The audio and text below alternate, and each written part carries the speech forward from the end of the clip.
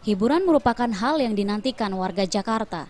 Kali ini, ibu kota kembali dimeriahkan dengan diadakannya Pesta Rakyat Jakarta (PRJ) yang akan berlangsung di Parkir Timur Senayan, Jakarta.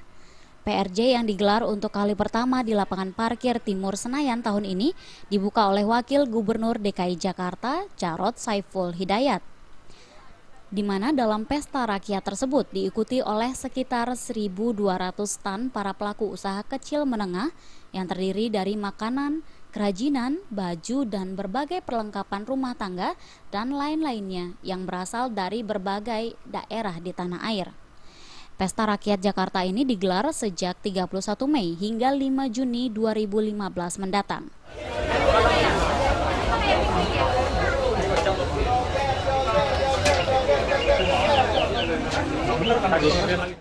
Pada hari keempat pelaksanaan PRJ Senayan, ramai dikunjungi para pengunjung yang datang dari berbagai daerah.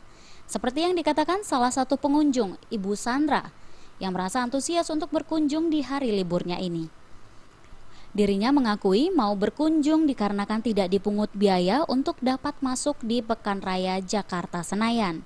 Sedangkan menurut Supri, pelaku UKM yang turut meramaikan stand PRJ, mengatakan bahwa saat ini pengunjung sudah mulai ramai, namun stand kurang dikelola dengan baik.